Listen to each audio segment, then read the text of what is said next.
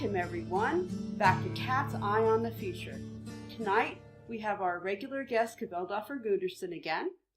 And last time we talked about the customs of Yule and the things that people did during the deep winter in Northern Europe. And this month we're going to continue along that vein, and we're going to talk about the customs towards the end of winter, going into the beginning of plowing, and some of the tasks, rituals, and energies around that time. I'm going to turn it over now to Kveldoffer. Okay, well, the Yule season is drawing to its end, as all good things must do eventually. And the next major holiday of our forebears that's coming up is the one that was known in Uppsala as Disting, or the Thing of the Disir. This was certainly very old, certainly a heathen custom. Snorri Sturluson actually mentions it, and mentions that it was held in Uppsala at the heathen center until the conversion, kings not wanting to be centered around the heathen center anymore. But the actual practice of the festival went on officially till the 1800s, when it was officially shut down, and continued to go on unofficially, and in fact is still going on today. If you're out at Old Uppsala around the beginning of February, you can go to the Disting market there. And this market was particularly interesting. The name is rather suggestive. The thing, the judgment meeting of the Theodices. Unfortunately, that's pretty much all we know about it, except that it was a large market. It was apparently a holy feast. It was closely linked with religious observance. Now, interestingly, elsewhere in Sweden, on an island called Frisse, Frere's Island, there was also a meeting thing, religious gathering, and huge market held at about the same time. We don't know what the locals called that particular one, but we know it was happening on this island, and this island is interesting for a couple of reasons. First, there were some excavations done there back in, I think might have been the 80s or so, but not all that long ago. At any rate, they uncovered the remains of a heathen holy place, the remains of a huge birch tree with a number of bear skeletons around it. We think that the bears may have been hanged on the tree, probably unlikely that they were actually being sacrificed on the spot, because, well, you try to wrestle a bear up in a hangman's noose with a spear. Just try it. No, thank you. Yeah, wouldn't recommend it. But this was also a major hunting area. This was one of the markets for the hunters. And one of the main theories is that what was going on here at this time of year in this particular place was a hunting ritual. And you say, well, isn't that a bit odd for a place called Frere's Island? Well, one of the interesting things about Frere place names in Sweden, and a number of other place names, is that there's quite often this pairing of Frere with Utler, sometimes Njörð with Utler, sometimes the Disir with Utler. And Jan de Vries suggests, didn't insist on, but suggested and made a very good argument for the possibility that there was some kind of Summer King, Winter King ritual going on with Frere or Njörður and Utler kind of handing off. And, some of you may be thinking right now, ooh, this sounds a little bit, kind of fuzzy, Wiccan, Jungian, archetypal Robert Graves. But in fact, the battle of the Summer King and the Winter King is very deeply ingrained in Germanic culture. We see variants of it in the folklore and folk customs all the way from the Alps up to northern Scandinavia. Excuse me just a moment. For my general audience, why would we think it's unusual for Frere to be linked with the bears? Okay, we generally, from what we know about Frere, from what's recorded, he's generally thought of as a god of fruitfulness of the fields, wealth, social unity, social leadership in the peaceful sense, the Frere word actually being the Lord word in the sense of peaceful ruler, peaceful king, as compared to the Dryton, who is the more Odinic figure, the leader of the war band. So you wouldn't necessarily think of Frere as hunting in the wild. The two deities that are associated very strongly with hunting are Utler and Skadi. Both of them are hunters. Both of them are strongly associated with the winter, with winter travel, going on skis or snowshoes, and with shooting. So would Frere be the winter king or the summer king? Frere would be the summer king. You'd see in Frere's half of the year, assuming Jan's theory is correct, and it's almost pretty much impossible to prove, but I like it. It's quite plausible. In the summer, you would have under the kindly and relatively gentle gaze of Frere. You would have your fields ripening, and your livestock giving birth and nurturing, and everything going well and cozily around the farm and the homeland, leading up towards the harvest. Whereas Utler would be the winter king. It's one of the possible suggestions for his name. It means glory. It's the common Germanic glory word. And it's often been suggested that he might be associated with the brightness of the aurora borealis.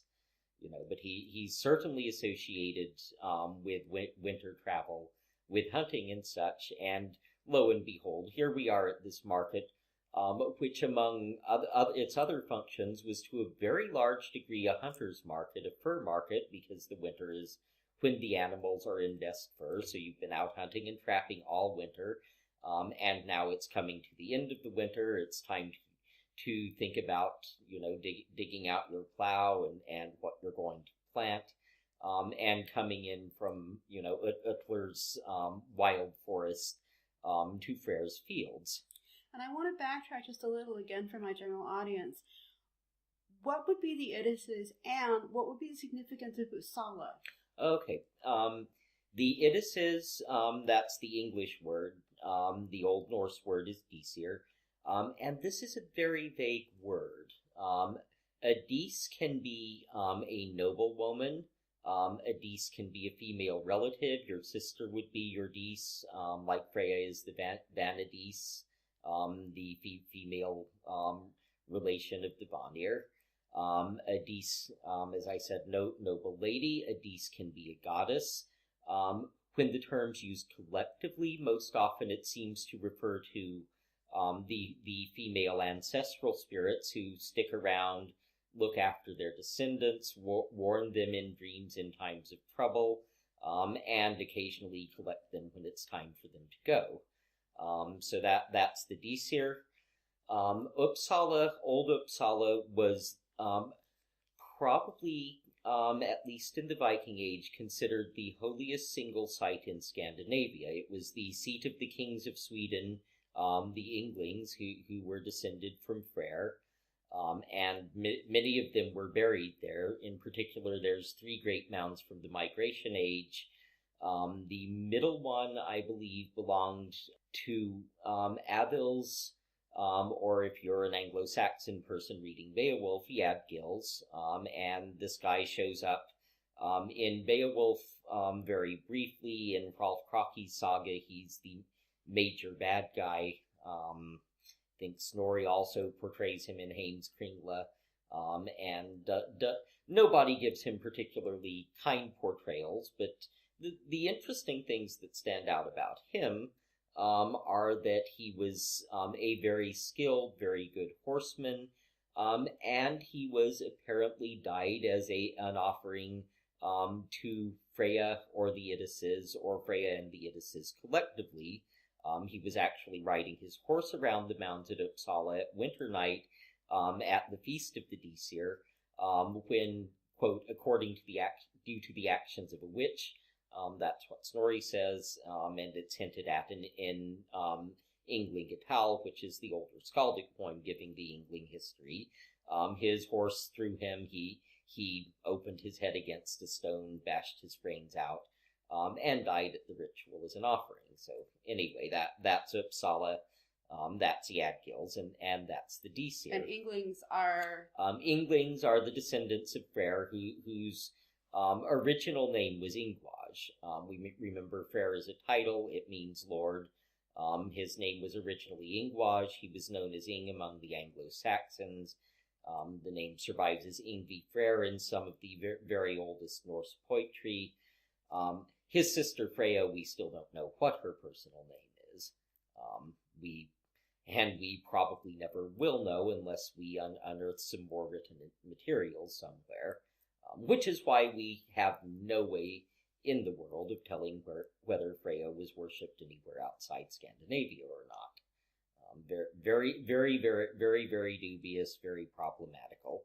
But all of that having led us kind of a little bit afield from the subject of disting,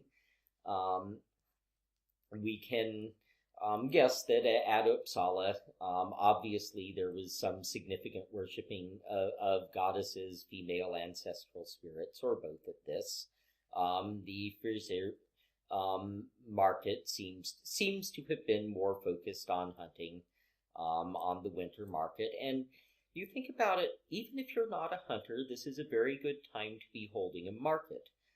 You've been cooped up all winter doing various handcrafts, putting things to rights, carving, spinning, weaving, blacksmithing if you're a smith, whatever you do. And you're probably going a little bit stir-crazy by the beginning of February anyway.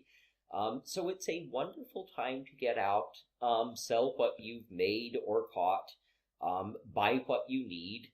At that point, you've probably got a pretty good idea of how your food stocks and stocks of beer and such are, and if they're likely to get you through the hungry gap into harvest time. And if you're short and you're really lucky and your whole area isn't short, it's probably a good time to stock up on whatever you need to make it through to when food becomes commonly available again. My understanding is that also this time of year in the farther northern countries is when you really tend to get the hard freezes, making it easier to travel by sled and Absolutely, ski. And I think one reason that we see disting, particularly in Sweden, it doesn't seem to have been something that really made it over to Iceland. Part of it could be because indeed Sweden had more of a Vannic leaning overall. It could have been more associated with the cult of the Vanir. Freya, Njörður and his family, and many of the goddesses are also one way or another lumped in there. But it's also entirely possible that it wasn't that popular in Iceland because Sweden is very, very easy to travel in the winter. If you're a well set up Viking Age farmer, you have your horseshoes with the spikes on them, you have your sledges, you have your snowshoes, and you have all those lovely flat frozen big lakes and flat frozen rivers that you can travel on, and it's easy to do. Iceland, I assure you, even with modern transport, is not nearly that much fun, and it's not nearly that easy. In fact, I've known people who came very close to getting killed driving around Iceland, because even if you get that year's map at the beginning of spring, the landscape changes a lot. Rivers change their course, snow melt comes down in different places, and you never really know when there's a road or when the road might be washed away. And if you're in a car with two people from the UK where they're not used to flash floods and aren't told you never, ever, ever drive through water where you can't see the bottom, well... But you're here. I'm here. I wasn't on that particular trip, and happily no one was hurt. Yeah, that was my old mentor, Paul Babir, and one of my fellow ASNAC grads. Yes, because I think that you grew up with flooding, so you would know not to drive. Yeah, I grew up in Texas. I know about these things. But at any rate, there's no specific tales that are associated with this festival or this time of year in the historical literature. Now, there are a few things which we have come to associate it with it now. One of them, maybe the best known, is Anglo-Saxon, and some people will actually call this festival Charming of the Plough after the Anglo-Saxon Charming of the Plough, which was a very elaborate, large-scale ritual field blessing. Now, the directions in the actual Anglo-Saxon text are for using it for a field that's barren, that's been afflicted by witchcraft, whatever. And it's an interesting combination of Christian and pagan elements. It's one of these classic things where you can see whoever composed the ritual was keen to grab onto any source of Hemingya, mana, if you like, that they could, because on the one hand, they're making these invocations, and they're doing these things with the seeds and carving stuff on pieces of wood and burying it at the four corners of the field and all that. On the other hand, they're also typing, I think, communion wafers and, using Latin prayers and the names of the evangelists as power words, because it's at the time when the spell was composed, it was a mixed culture, and they thought, yeah, there's magic here, there's magic here. They weren't any too discriminatory. They just snagging power from any available source, whether that was stealing it off the local church or more traditional things. Now, one of the interesting elements of Charming of the Plough is that one of the most notably heathen parts starts with the address Erche, Erche, Erche, Yorthan Mother. This is often translated as Erche, Mother Earth. But that's not actually an accurate translation. What it says is Mother of Earth, or very possibly Earth and Mother, but more likely Mother of Earth. And nobody really knows who this is. It's they don't seem to quite be talking to the Earth herself. And some people have argued for Nerthus, and can't prove a thing. Pure suspicion. There's no, is this a corruption of an earlier prayer directly to Earth or to Nerthus or whoever? Is this a preservation of something even way older than heathenry as we know it? We don't know. But certainly it's common to use at least elements of this particular charm. And one of the important elements of it involved gathering pieces of every desired herb that grew on the land. There's another element where you go messing about with seeds, buying seeds, paying the poor extra for their seeds, getting a huge collection of various seeds to bring about the fruitfulness of the field. So that's Charming of the Plough, and that's English.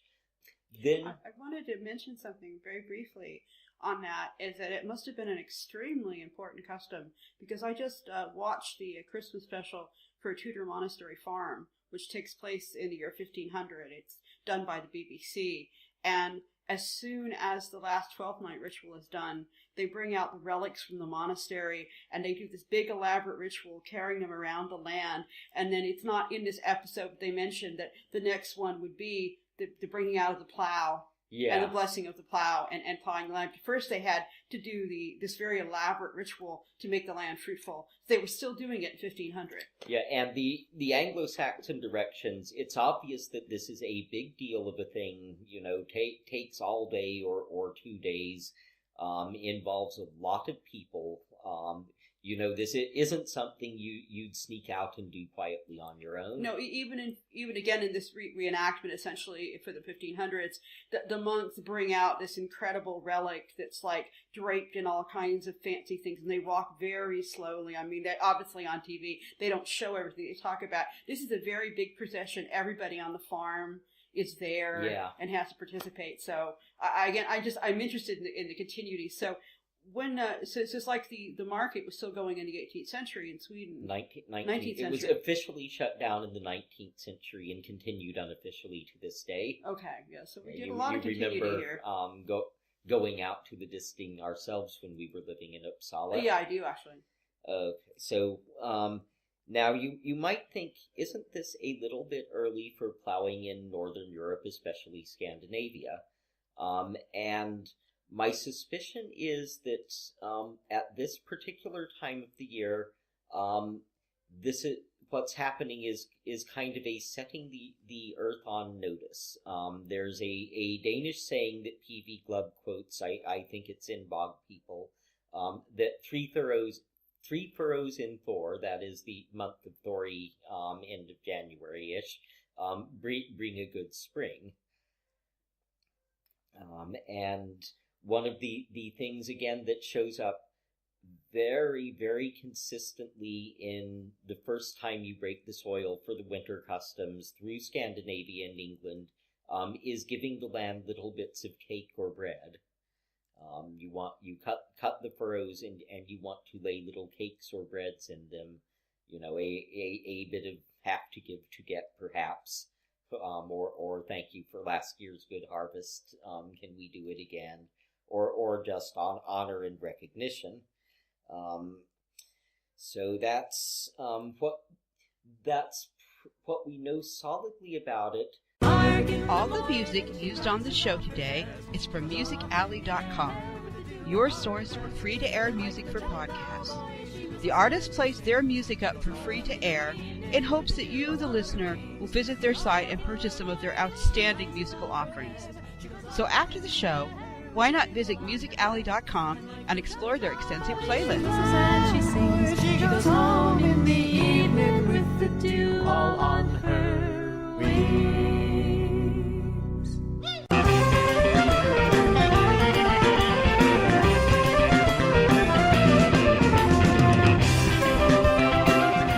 Do you have questions? The cards have answers. If you would like a personal reading with Melody, just go to my website, melodypsychicreadings.com. That's Melody with an I, psychicreadings.com, for information, or email me at melodyreader@gmail.com. Readings are available using Skype, phone, email, or even in person if you are lucky to live in Ireland. Why not find out what special messages the cards have just for you and book a private reading today? See me from beneath the sea, the best in all of Ireland. See me from beneath the sea, the best in all of Ireland. Now there are actually three tales from the Elder Lore, which modern Asatru people, I think, quite reasonably associate with this festival for one reason or another. The first and maybe the most obvious is the story of Gefjon and the island of Zealand. And as some of you are familiar with this story, some aren't, so I'll give a quick review. Basically, there's this king of Sweden, Gylfi, and this old lady comes into his court and amuses or entertains him or solves some problem he's got. I forget what she did to him, classic kind of story motif. But the upshot is he says, well, he'll give her as much land as she can plow around in a day. And so the old lady in question is actually Gefjon.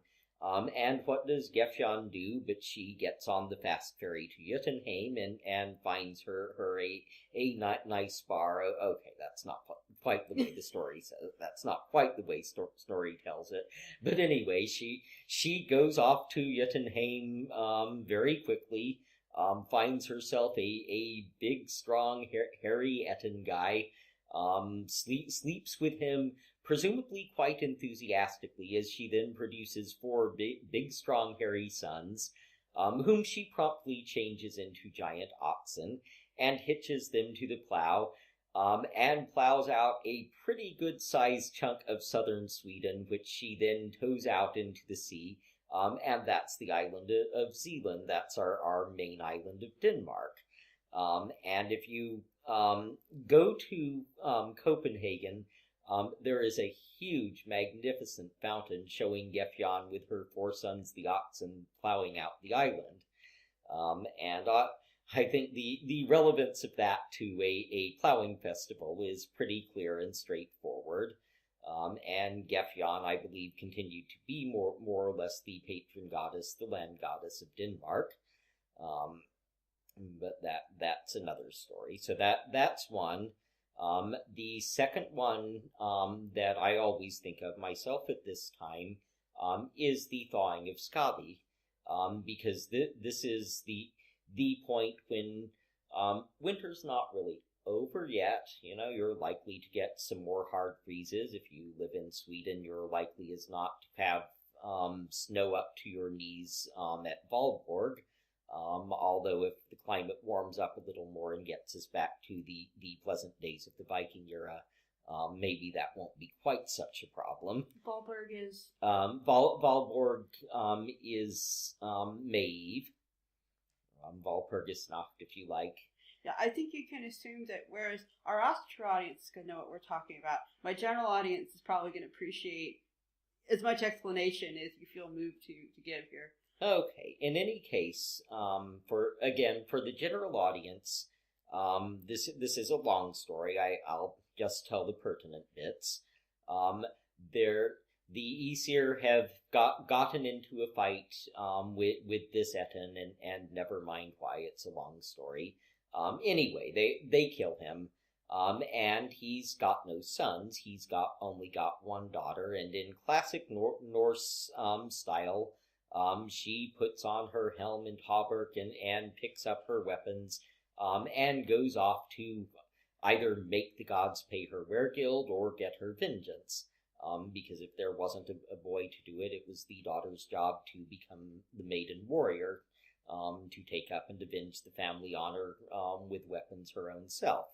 Okay, so Skadi, the Ettin's daughter, comes stomping up to the gates of Asgard, and bangs on them and says something to the effect of, "Hello, my name is Skadi Thjazadottir. You killed my father. Prepare to die." And the gods take one look at her, and she seems to know what she's doing with the weapons, and they really don't want any part of the fight with her. So they say, yeah, okay, well, what do you want for weregild?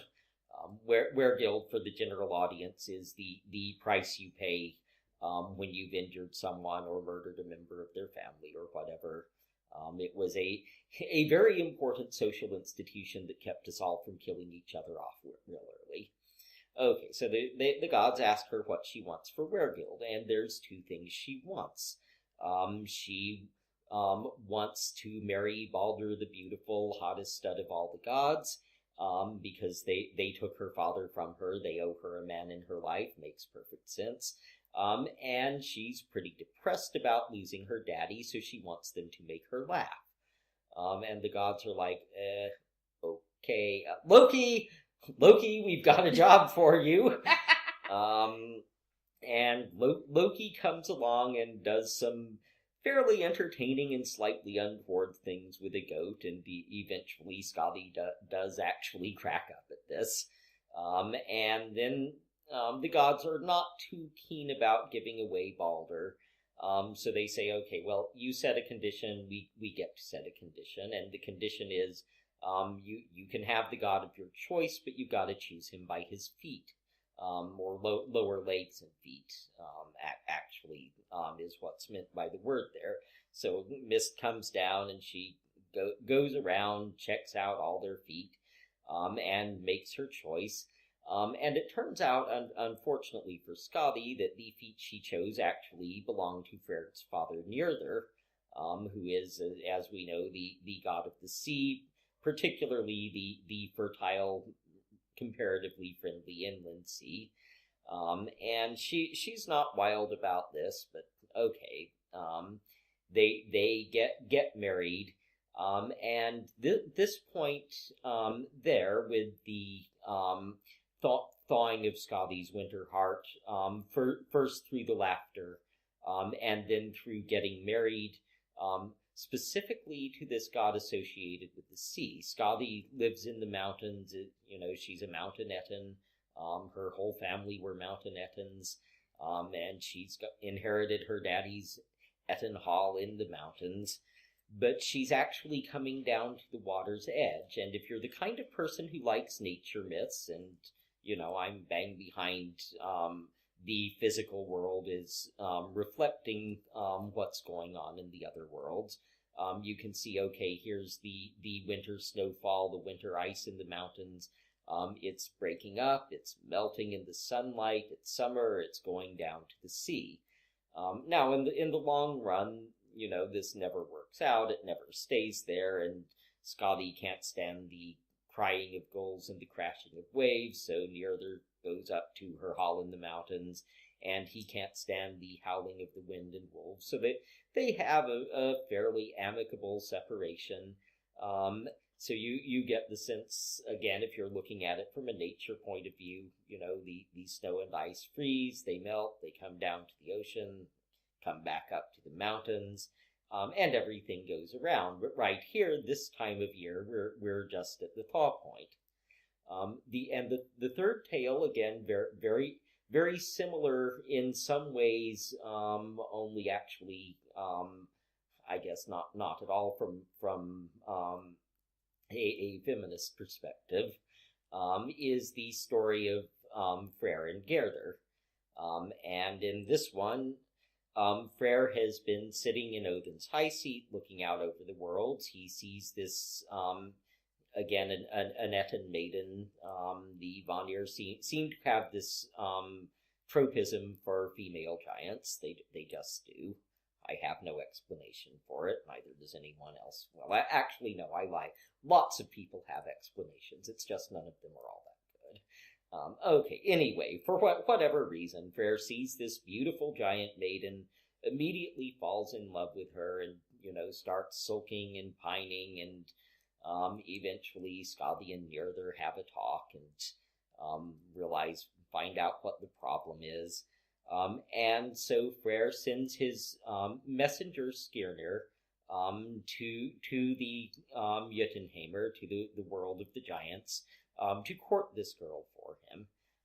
And to do this, he has to pay Skirnir with his own horse and with his sword, which is hugely relevant later at Ragnarok, and hugely relevant symbolically here in terms of sacrifice and fertility and all that, particularly emblems of manhood, and probably is quite old, as there was a taboo among the Anglo-Saxons on priests or some heathen priests using weapons of war or riding horses. So make of that what you will. At any rate, so Skirnir rides along to the world of the giants, and he finds this maiden Gerdr and puts the proposition to her, and she says, go away, not interested, couldn't care less about Freyr, get out of here. And the discussion goes on, and he threatens her with his sword, which doesn't scare her at all. And then he threatens her with magic, and particularly threatens her with barrenness, with becoming like the thistle. And what Paul Babir, my mentor at Cambridge, wrote a very good article about this, saying that basically what we have is the Vannic god talking to the land, and she's got this choice. She can accept Freyr, making her fruitful and happy and all of this, or she can be a barren wasteland full of thistles, rocks, goats, what have you. And that seems pretty reasonable, and Gerdr, he eventually, under huge duress, immense psychological duress, I've got to say, but agrees to meet Freyr in the grove in 9 nights, and, she meets him, she marries him, they have at least one kid, from whom I believe that's the line the England kings are descended from, and seem to go on very happily together, and indeed, if one has seen the historical items believed to be a statue of Freyr, you can see why Gerther would be a rather satisfied young bride and not feel that she'd done too badly out of it after all.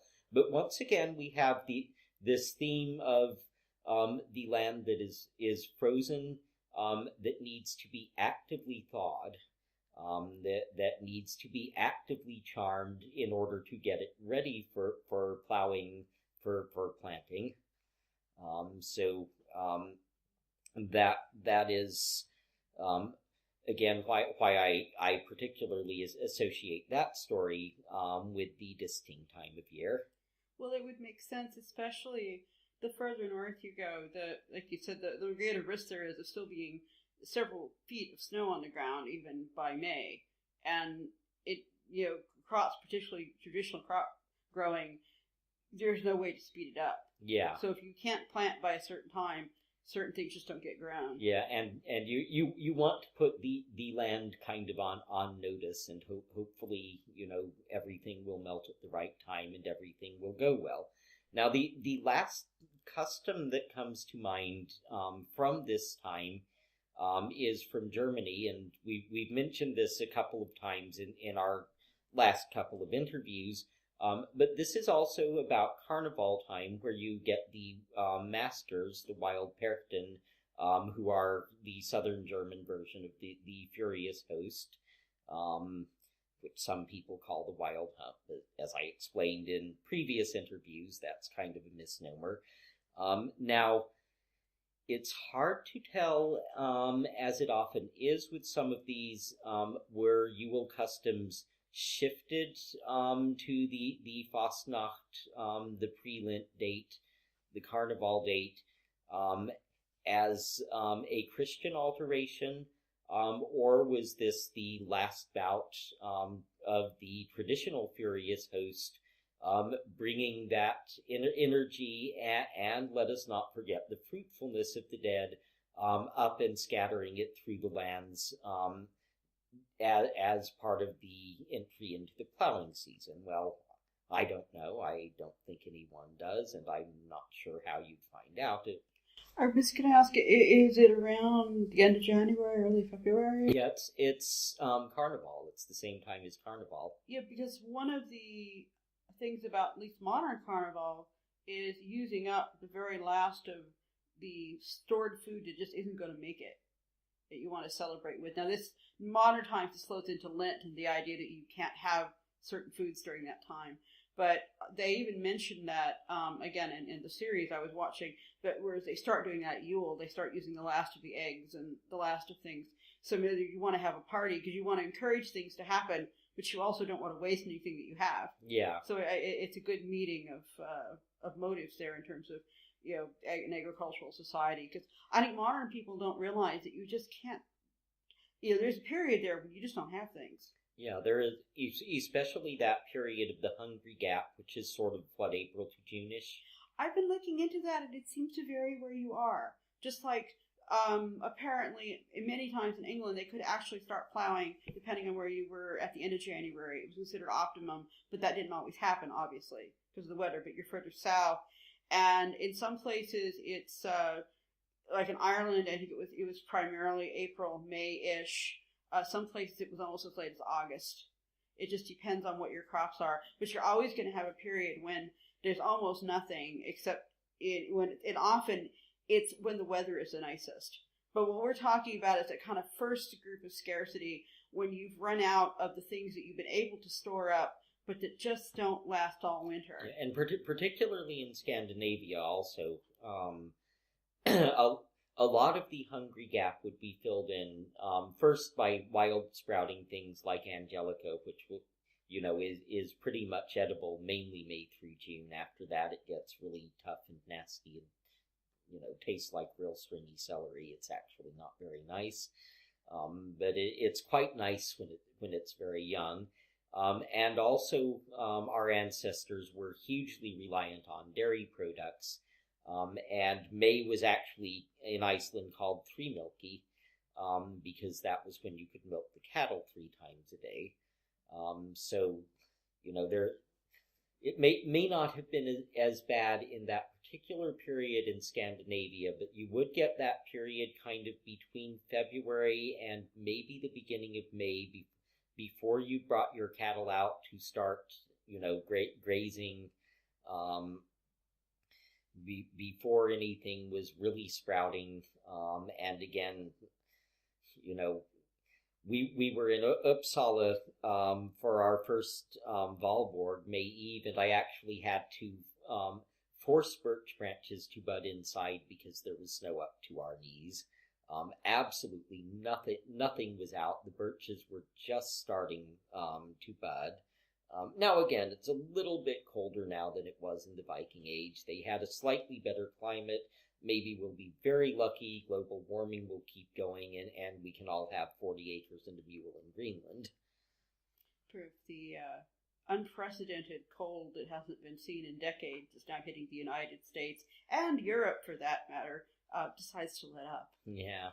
Well, pray for global warming. I'd love to see you in a nice Bronze Age string skirt outfit. And I have to say that words have power, and I have just found they're starting to name land storms now. And for those of you listening in the archives, we're recording this in basically the first week of January, when the storm named Hercules is about to hit the East Coast with temperature and the Midwest with temperatures not seen since I believe the 1960s, with something like 70 below. So be careful when you draw out lists of names. Meteorologist or anybody else? Yeah, so some of you might remember that Hercules is the Roman name that Tacitus gave probably to Thor when he was writing his account of the Germanic tribes. I didn't know that. How appropriate. Yes, how very appropriate. Best guess is big, strong being club-like object. Yes, and on a side note, this is also why be cautious when naming puppies and kittens Loki. Yeah. But anyway, we've gotten a bit off topic. A bit off topic again. But so I'll bring us back again to the more modern era with I'm pretty sure most of the people listening to this aren't actually going to be going out and plowing their own personal fields and growing their own personal grain. I think I'm fairly safe in saying that. And if they are, they're probably, anybody listening that is actually a farmer is probably going to be going out and getting on his big industrial tractor with the radio going. And, unless we might have some homesteaders actually. Yeah, but, the question is, assuming you're not actually living on a farm, or at least have a nice garden, you're in a position where you're not really living a traditional lifestyle. What is this festival to you? What can you do? What should you do? What's it for? And my view on it is that this is the time of year when you're making hopefully a new beginning, a hopeful beginning in whatever your work is, whatever your profession is. Instead of a plow, maybe you're using a computer. Maybe you're using a scalpel. Whatever it may be, that tool is your plow. That's the appropriate item to be blessed. And while you probably don't want to go around trying to carve furrows into your computer or similar, blessing it, if that's what you work with, is a really good idea. It reminds me, this is the time of year when, at least in North America, they send out all the seed catalogs. Yeah. So you start planning. Yeah, you start planning. I mentioned, all of the rigmarole with the seeds that was part of the English charming of the plow spell, and that this is the time of year to buy seeds. Again, even if you're just starting a few tomatoes in your window box, you at least have some earth and some seeds going into it, and you can do the ritual using those as kind of the representation of your work of the year, the work that feeds you and your family throughout the year. But I was thinking that also could transfer to things that you do with a computer, or if you're an auto mechanic with your wrenches or whatever. And I used to think that disting, interestingly enough, I was confused as to the word, and I thought it meant distaff, and I thought this was when you blessed your distaff so that you'd use it to spin it, to symbolically start making string and spinning, being a fiber person. Yeah. And but I can see a little hint of that. The wording was completely wrong, but the idea of whatever your work is, you're wanting it to be blessed so it can work. Yes. You know, and this is a time on a personal level, if you know you feel that you've been in a static state, in a state of being frozen in, not progressing, having trouble finding work. This is a very good time to make offerings, do magic if you're a magic using sort of person, you know, or just plain pray to the gods and think about breaking out of it, breaking that coat of ice over the soil so that you can plow and plant and eventually harvest. What would be a very simple blessing that an average person could do? Simple blessing like... Oh, I mean, we're talking, I mean, I guess we could call it, basically, would it be like praying? Yeah, basically praying and making a little offering. If you're blessing, the kind of standard method these days, since again most of us don't live on the farm, we don't slaughter our own livestock, so you know we're not going to be obviously pouring out the blood from the livestock we just slaughtered for the winter, because we don't live on farms where we slaughter our own livestock. So what we do these days mostly is we pour usually ale or mead or cider or whatever you like, usually alcoholic, although many goddesses and house spirits prefer whole milk. If you don't use alcohol, you can use you know, soft cider. But you pour it into a horn, lift the horn, make your toast to the gods, you know, thank them for what you have to thank them for, ask them for what you need, take a drink from the horn, pour the contents into a bowl, a nice bowl of some sort, and then sprinkle the contents of the bowl on the thing you want to bless, and then take it out and pour it on the earth. I'm by sprinkle of something like Peter, you would just mean sort of flick at it. Yeah. There is no extra holiness achieved from drowning the object of the blessing, at least not in this context. Well, that's good to know. Yeah, but that's probably the simplest, most basic form of blessing you can do. If you have a garden or even a window box, you could bake.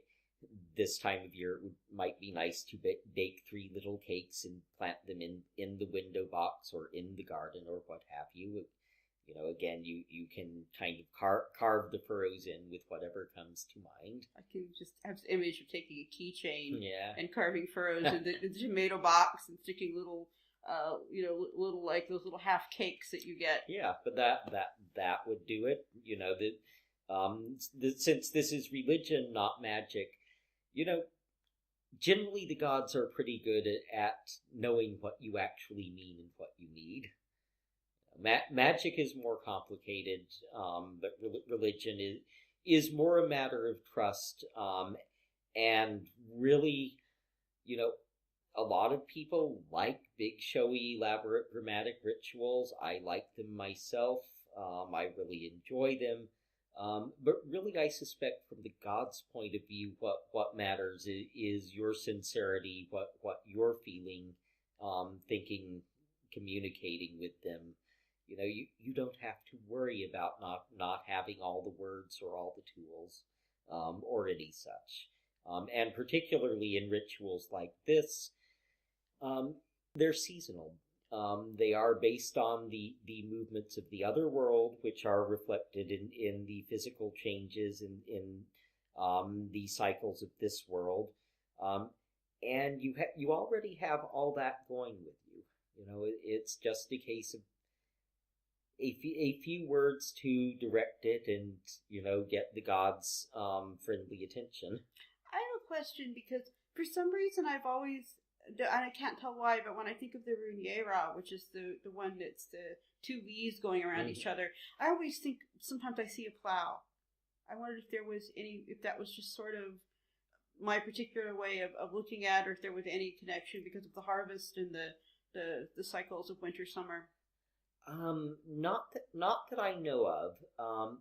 Best explanation for it, if you see it as I guess a original pictograph or what have you, is the 2 cycles of the year.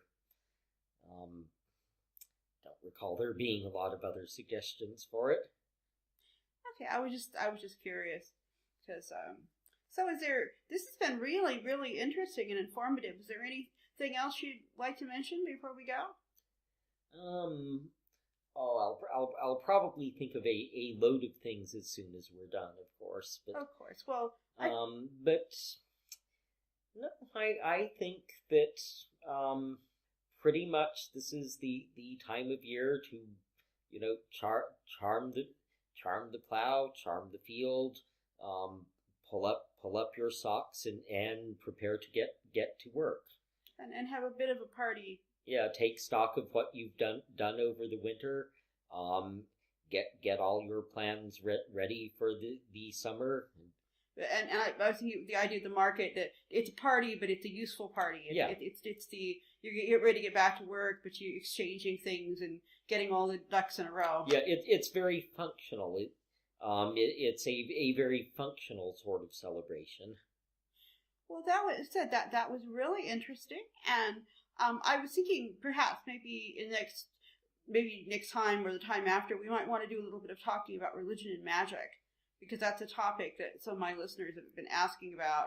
But in any case, and if you think of something else you want to say, we'll be back next month, hopefully. Okay. And a show on religion and magic sounds good. I can talk about it for ages. Okay. Well, we'll look forward to seeing you again soon. Thank you.